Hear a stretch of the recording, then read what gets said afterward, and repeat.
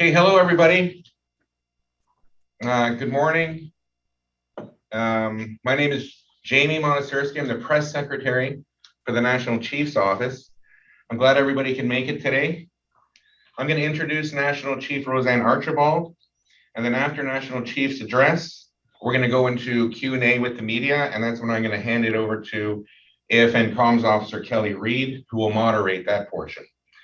We are now going live on our micro website, afn.ca, for the documents for research and data on First Nation candidates and ridings. So afn.ca for all the documents there and the release of the Healing Path Forward. But right now, I'd like to introduce National Chief RoseAnne Archibald. RoseAnne Archibald, not zooming out yet. I got to introduce the chiefs. Good morning, everyone. Before we start, I would like to acknowledge the Creator, the world around us, and our place within it, and acknowledge that we are on the unceded, unsurrendered territory of the Anishinaabe Algonquin Nation, whose presence here reaches back to time immemorial. Earlier this morning, we had a ceremony to pass the AFN Eagle staff to me to carry for the remainder of my mandate as the National Chief.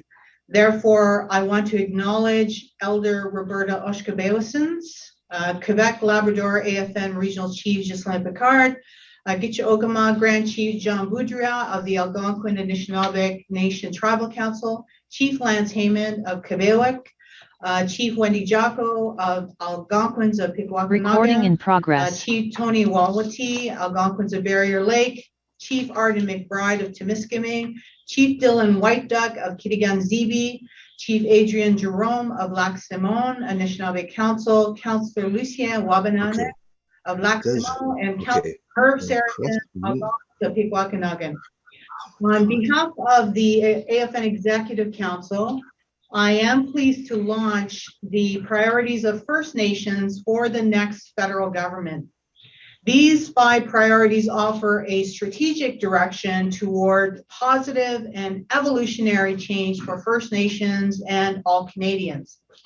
These priorities are set out in the Healing Path Forward, 2021 Federal Priorities for Strengthening and Rebuilding First Nations, which is now available on our website at afn.ca, along with the data on First Nation candidates and ridings where the Indigenous vote can make a difference. The theme, the Healing Path Forward, speaks to the need for a strategic direction toward evolutionary and positive change. There is a healing path forward, and we can get there by working together. That means creating a unified effort on long-standing issues that First Nations have faced, reflecting a shared vision and expression of First Nations collective priorities at the national level, seeking a federal government willing, ready, and committed to working with our leadership to strengthen and rebuild First Nations, which will lead to a stronger Canada. The Healing Path Forward recognizes that any discussion between the Crown and First Nations must have its starting place with the recognition of First Nations sovereignty and jurisdiction, that we are equals as peoples and nations.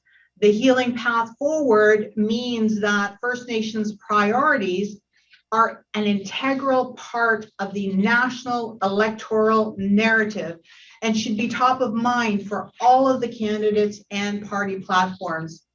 The 5 priorities in the document are: number 1, truth, reconciliation, and healing for First Nations and all Canadians. The revelation of the unmarked grave sites of our little ones across this country has heightened the awareness of Canadians regarding the genocide that occurred and the healing that needs to be done. We will be calling for strong action on this issue as part of the Healing Path Forward. We, at the very outset, require the establishment of a healing foundation for survivors and intergenerational survivors. The second priority is climate and conservation leadership with First Nations. As we emerge from the current pandemic, Canada's priority attention must return to addressing climate change, biodiversity loss, and its structural drivers in order to rebalance the relationship with all of creation. As record heat waves and wildfires have devastated Canada, it is clear that there is no more pressing issue for all of humanity. In 2019, chiefs from across Canada recognized this issue, working together to declare a First Nations climate emergency. The Healing Path Forward means developing an AFN national climate strategy that will ensure that First Nations governance, laws, and priorities breathe life into a Government of Canada climate plan, committing to positioning Indigenous climate leadership as a cornerstone of a strengthened climate plan. The third priority is economic growth, prosperity, and wealth building for First Nations. The AFN continues to advocate for economic stimulus, support for First Nations businesses, and flexibility for the First Nations labor market. We need to establish a national First Nations economic growth, prosperity, and wealth building table between First Nations and our federal partners. The economic impacts of the pandemic were devastating for many First Nations. Already, we were among the most vulnerable and were particularly hard hit. The Healing Path Forward means sustained investments are needed to support growth and sustainability. As businesses continue to adapt to the changing economic landscape, they need to access affordable and reliable broadband. This will be vital. First Nation governments require the fiscal capacity to improve the quality of programs and services to their citizens, to improve governance systems that help to ensure the most effective use of the fiscal capacity that does exist, and to make socioeconomic outcomes more equitable between First Nation citizens and the others in Canada. The fourth priority is promoting peace by respecting First Nations sovereignty and jurisdiction. At the heart of every conflict involving First Nations is our land rights and title, our water rights, and our inherent and treaty rights. These rights must be respected, implemented, and honored by all levels of government. This is the legacy of colonialism and paternalism historically exercised by the Government of Canada. Within Canada's economy, conflict has eroded investor confidence and led to many lost opportunities. For First Nations, conflict too has meant the loss of hope and certainly opportunities to First Nations as well. The Healing Path Forward means it is time that promises to First Nations were made concrete through the commitments to recognize, respect, and promote justice, equity, and equality for First Nation citizens, both within Canada's legal framework and through the recognition of our own natural and inherent laws.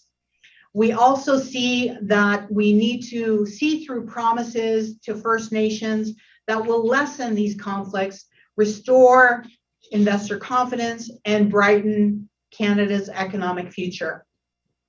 The fifth pillar and the fifth priority is rebuilding and strengthening First Nations. The Healing Path Forward means that Canada must confirm its commitment to redesign its legal framework whereby First Nations governments can exercise their sovereignty and jurisdiction over programs and services offered to their citizens. In 2019, legislation on Indigenous languages and on child and family well-being were the first bills to formally recognize First Nations jurisdiction on those specific subject matters.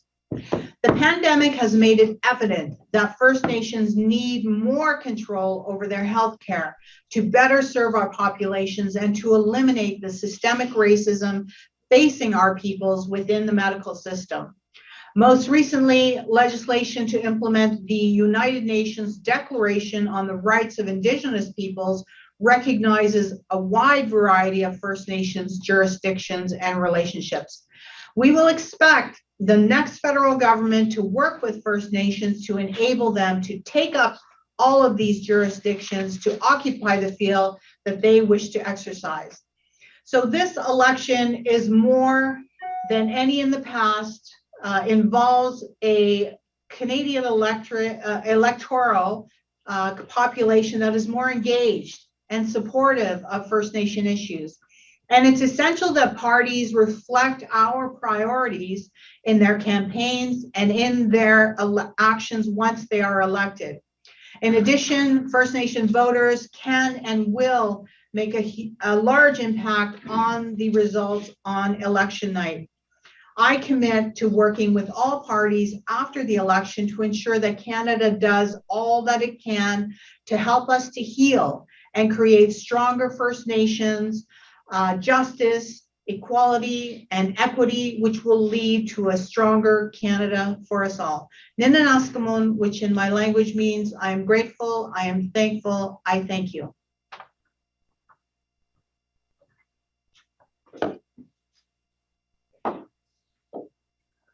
Hey, Kelly, I'm going to throw to you now to moderate the Q&A session.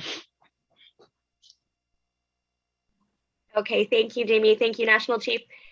So if you have a question, I'll ask you to please put your name and your outlet into the chat function. We'll have everyone ask one question, the National Chief will answer, then you can ask a follow-up question if you like. If you're unable to use the chat function, please refer to the raise hand. So we'll get started here. Mia Rabson, the Canadian Press. Go ahead, Mia. Yes, good morning. I'm wondering, the Prime Minister and Liberal leader Justin Trudeau has said for years that there's no relationship more important to him than the relationship with Indigenous peoples. And yet on this campaign, we've seen very little from the Liberals and from most campaigns, to be honest, to addressing some of these things you've raised today. Do you believe that there is no more relationship important to him? Well, I can't speak for him. I know that the foundation of this country are the treaties and inherent rights and the land rights of First Nations people. So the path forward, and certainly the healing path forward, is for all parties, regardless of who they are, to honor these rights. So in terms of where we are in this election, we've just released our documents. So now we're going to look forward to seeing how the parties respond to that. They haven't had really an opportunity to look at any document from us up until today. So now we will begin to see where each party stands and how they will comment and move forward in this election addressing First Nation concerns. Thank you. And you being new to the role, I'm just wondering how differently you're perceiving sort of what you would like to see from these parties compared to what has been talked about over the last few years. Do you see that there's anything different in these asks than were asked in 2019 or 2015, for example? The issues that First Nations face are ongoing. They are, there's a legacy of underfunding and neglect by successive governments since the beginning of Canada. So we're talking well over 100 years of legacy issues that we have to address. So until these issues begin to be resolved in a manner that is satisfactory to First Nations, we will continue to present these issues as issues that need to be solved by governments in partnership with First Nations. And certainly with First Nations leading the path forward, as opposed to, waiting for government to respond or to lead the path forward for us. This healing path forward that I'm talking about is very much about ensuring that First Nations are really leading the way and telling the rest of Canada what that healing path forward looks like. And so that's why we named the document that. Thank you, National Chief. Livia Stefanovich, CBC News. Good morning, National Chief. We're almost halfway through this election campaign, and I'm wondering, what you think of what you've heard so far from the party leaders. Are they making Indigenous issues and advancing reconciliation enough of a priority for you? I have not seen the Liberal document. I've read certainly about the 5 pages that exist in the Conservative document. And to me, certainly that indicates progress, because we know that First Nations have had a difficult relationship with previous Conservative governments. So I'm hopeful that space is being created within these campaigns for discussion around First Nation priorities. Before this election was called, there was so much attention on residential schools and the discovery of hundreds of unmarked graves across the country. How do you feel about this issue now that this campaign has gone forward? Do you feel like the leaders are talking about this enough, or has it fallen off the radar in a sense? Well, we have to talk about it. That's the bottom line. Over the next few years, we will find more and more of these unmarked graves. This is an ongoing concern for First Nations. The fact that we're not talking about it every day in the media is not of great concern to me, as long as the dialogue is ongoing, that we are talking about the recovery of our little ones, that we are continuing to look at the funding that was announced before the election, the $321 million, as an investment in that process in terms of healing from the recovery of our children and what our survivors are going through right now. I believe that the path forward has already been set before the election, and that we will continue to pursue that and make sure that there is justice for our children. The other thing, Olivia, that's important about our document and the whole process is that we have had this opportunity to really help Canadians focus on the truth of this country. The fact that these institutions of assimilation and genocide have been very destructive to our communities. And it's been an ongoing assault, if you will, on our culture and our languages. Particularly our children have been the victims of these actions by governments. So as we move forward, what I want people to begin to understand is that all of these issues that we present are actually still impacting our children today. So children in our community don't have clean drinking water in many communities. Children in our communities are living in overcrowded houses, 10 to 20 people per house. Children in our community are attending schools that are not to the same standard and not funded to the same amount as the rest of Canada. Children in our community are being subject to great injustices even today. This issue of the children being recovered, our little ones being recovered at these former institutions, is an ongoing issue. It's not stopping. Our children are still being taken from us through the child welfare system. So this issue will keep moving forward, and we will keep bringing it forward. We will keep talking about it. It will be an ongoing priority because it's something we're going to continue to bring up to all levels of government, that we need justice. We need justice for our children. We need healing for our communities, and we will continue to talk about it. If it's not in the media every day, that's okay. It doesn't mean that we're not going to stop talking about it and advocating for that change for our children and for our communities. We have a vision of happy, healthy children living, surrounded by the love and care of their families, living in safe and vibrant communities. That's the same vision that every Canadian has. How are we going to get there together? This is about children. It will always continue to be about our children. Miigwech, Olivia. Thank you, National Chief. Thank you, Olivia. James Munson, Bloomberg Environment. Go ahead, James. Thanks very much. And thank you, National Chief, for making some time to speak with us. The Conservative Party in their platform includes plans to overhaul the Impact Assessment Act based on the recommendations of a Senate committee from a few years ago when the Liberals last changed it. Media reports from the Times suggest that committee report would include reducing Indigenous input and the requirement to consult First Nations, the requirements under Section 35 notwithstanding. I'm wondering if you have any concerns about those plans to rework the Impact Assessment Act just a few years after the whole process was last reformed.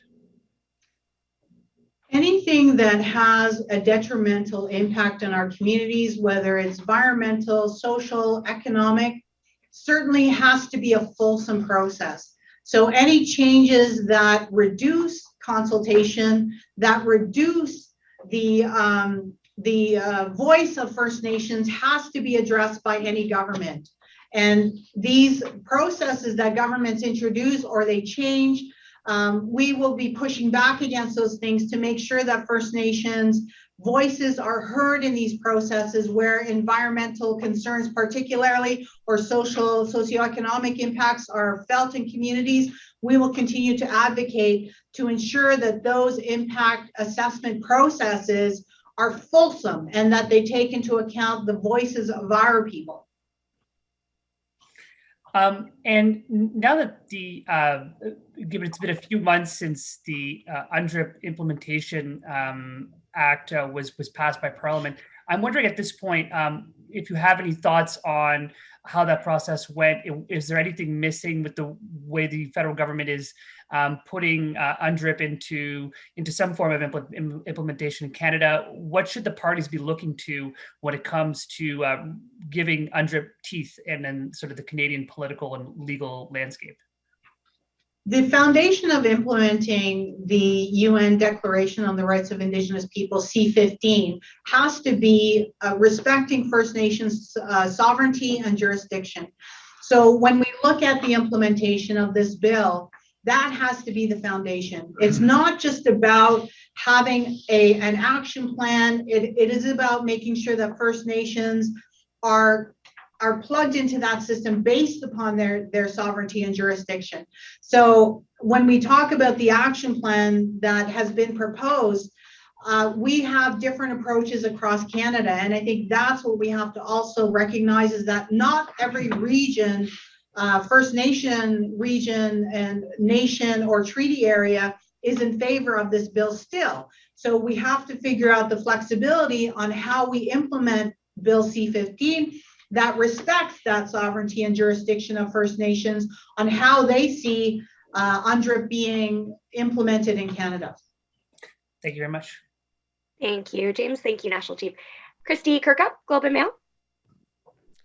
Hi, good morning, National Chief. I wanted to ask, back in 2015, the AFN was engaged in a lot of outreach, kind of sending a message to First Nations voters to make their vote count, and that this potentially could affect the outcome in a number of ridings. What is your message to First Nations voters in this particular election about the influence that they could exercise at the ballot box? I encourage people to vote. And just with regards to the Conservative leader's comments last week about raising the flag, of course, they were lowered due to the recoveries that you mentioned of Indigenous children who attended former residential schools. What did you think of the Conservative leader's comments? I read somewhere that if we kept the flags half-mast every day for every child that we have discovered so far, that the flag would remain at half-mast for something like 11 to 17 years. So I think that the longer that the flags remain at half-mast really honors these children, honors our little ones, honors our families, honors our communities. Thank you, Christy. Thank you, National Chief. Prabjot, I don't have your last name, Prabjot, but you're from Red FM Toronto 88.9.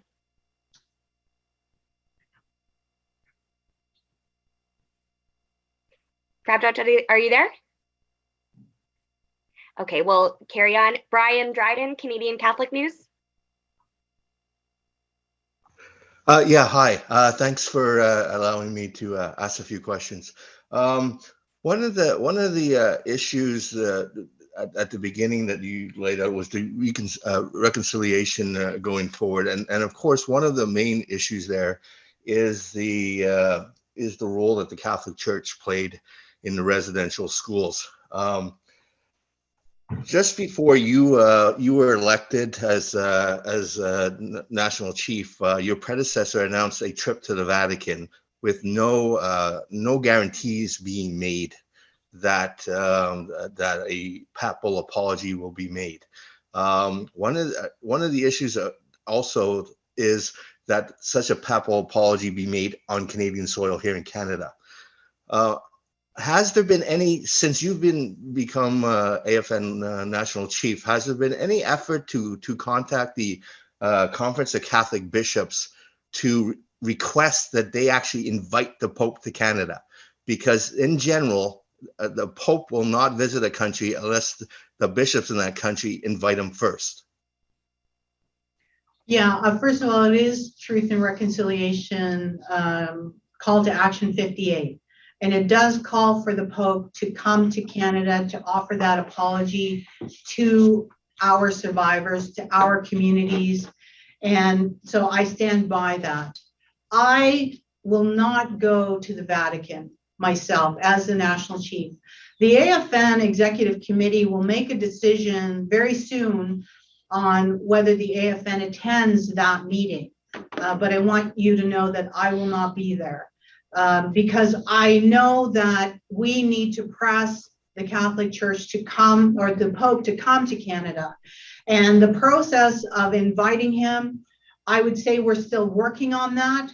But we've been very public that we want the Pope here in Canada to offer that apology on Canadian soil. So in what you're doing now in terms of drafting how you're going to go this approach to inviting the Pope here, have yourself or any other leadership within AFN specifically reached out to the Canadian Conference of Catholic Bishops, who generally would need to invite the Pope to Canada for him to come? Yes, there was a very clear interest on behalf of the Canadian Council of Catholic Bishops in seeing His Holiness meet in Canada. But to date, we have, as I said, we're still in the progress of having those discussions. But there is apparently an interest there to have the Pope come to Canada. In one of the things also within this election is that the federal election is when, as you said, when the tragic discoveries were made, there was a lot of speeches in the House of Commons of expressing sorrow and expressing how we need to do better. How is the AFN going to be pushing candidates or whoever's elected government going forward to actually follow through on these statements, which in the past actually have been made, but then they sort of disappear? Well, we did press the federal government before the election to increase the investments on the recovery of our children. As you know, they had committed $27 million, just $27 million. And shortly before the election, they committed an additional $321 million. So that is ongoing work. No matter who gets into office, that work of pressing the government to meet its commitments, to bring justice to our children, to ensure that there is a healing path forward, that work will continue. I will continue that as a national chief, the AFN Executive Committee, all of working together to declare a First Nation and within their region as well. Thank you, Thank National you very Chief. I have a question here from Prabjot, Red FM in Toronto, and Prabjot is having issues with audio, so I'll ask the question from the chat. Will First Nations Chief be formally endorsing any candidate, and what is the most important criteria to win an endorsement? And the example is Liberal candidate Shirley Robinson, who was endorsed by Grand Chief Arlen Dumas for reasons that there needed to be a Native voice. I can only speak from my own perspective as national chief that I will not endorse any candidates because I have to remain neutral. I have to work with whatever party is elected. So I'm not going to endorse any candidates myself. I can't speak for other leaders. What I do want to say is that there are many Indigenous people running across Canada. And I do want to wish all of the Indigenous First Nation candidates the absolute best in the selection, in their run. And at the same time, that's for any party, no matter who they are. I think it's important that Indigenous candidates are running, but as I said, I can't endorse any particular party or any particular individual because we have to remain neutral. Thank you, National Chief. I see no more questions in the queue at the moment of the chat. If you've not had an opportunity to add your name, please do so now and we'll get to your question. Or you can use the raise hand function if you need to. Maybe you can at the end just pan out as well. Okay, a question here from Daryl Stranger, APTN News. Go ahead, Daryl.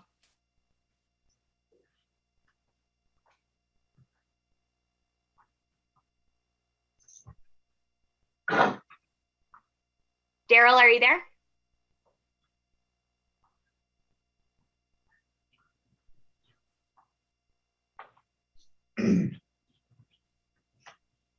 Daryl, APTN?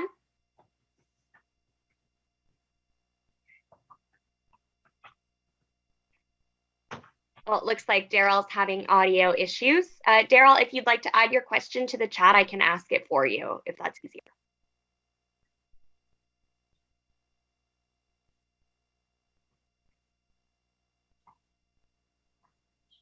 Sorry, National Chief, just a moment.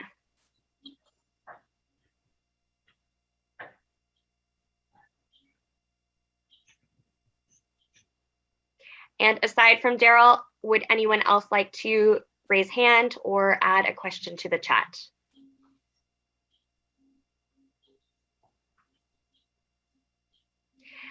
Matt Horwood from the Hill Times has a question. Matt, I'll ask this for you from the chat.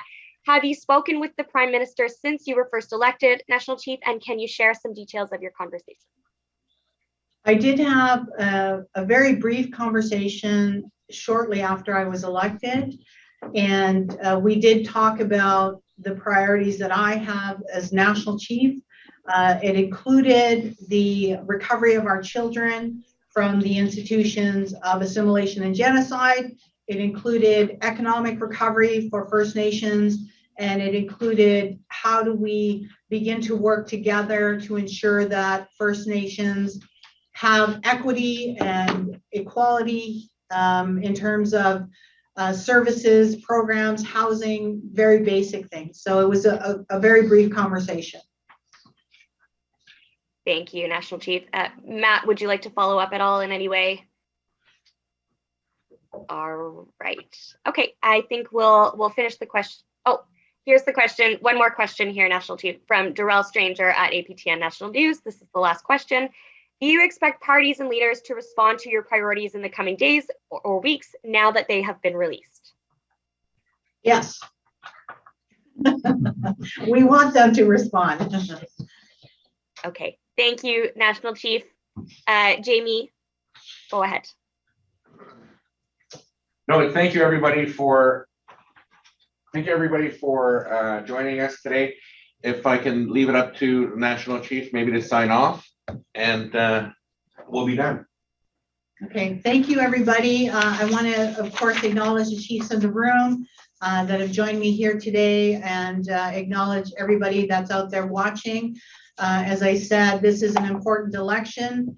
First Nation priorities must be now at the forefront of discussions. We are leading the way with the document, and we look forward to hearing from the parties. Miigwech.